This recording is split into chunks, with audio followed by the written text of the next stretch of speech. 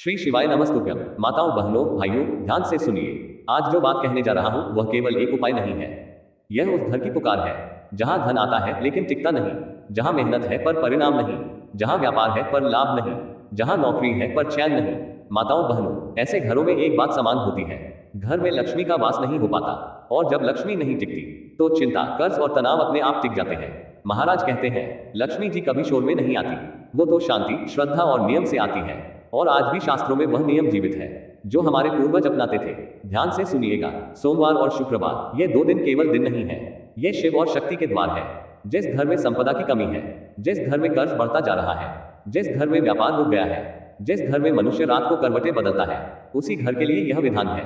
माताओं, बहनों, सोमवार हो या शुक्रवार, सूर्योदय के बाद घर को थोड़ा सा शुद्ध कर लीजिए। मन को और वाणी को शांत कर लीजिए। एक छोटी सी कटोरी लीजिए, उसमें थोड़ा सा शुद्ध शहद रखिए। मधु, यही मधु देवताओं को सबसे प्रिय है। अब उस कटोरी के सामने बैठ जाइए, आंख बंद करिए और मन ही मन माता लक्ष्मी का स्मरण करिए। कोई लंबा मंत्र नहीं, कोई कठिन विधि नहीं, बस श्रद्धा। फिर एक लाल पुष्प लीजिए। लाल पुष्प, क्योंकि लक्ष्मी जी को लाल रंग अत्यंत प्रिय है। उस पुष्प को कटोरी के सामने रखते हुए कहिए, माता लक्ष्मी, मेरे घर की दरिद्रता हर लो, मेरे कर्मों की ग्रंथि खोल दो। अब ध्यान दीजिए। इसके बाद शिव का नाम स्मरण करिए। मन ही मन कहिए, ओम नमः शिवाय, क्योंकि जहां शिव की आज्ञा होती है वहां लक्ष्मी कभी मना नहीं करती। माताओं, बहनों, ये क्रम आपको एक बार नहीं करना है, 5 सोमवार या 5 शुक्रवार, और सामर्थ्य हो तो 7 सोमवार या 7 शुक्रवार। हर बार वही मधु, हर बार वही लाल पुष्प, हर बार वही श्रद्धा। अब सुनिए कहानी। एक समय की बात है। एक साधारण सा व्यापारी था, मेहनत करता था पर लाभ नहीं मिलता था। कर्ज बढ़ता गया, घर में कलह रहने लगी। एक दिन वह शिव मंदिर गया और वहां एक वृद्ध साधु मिले।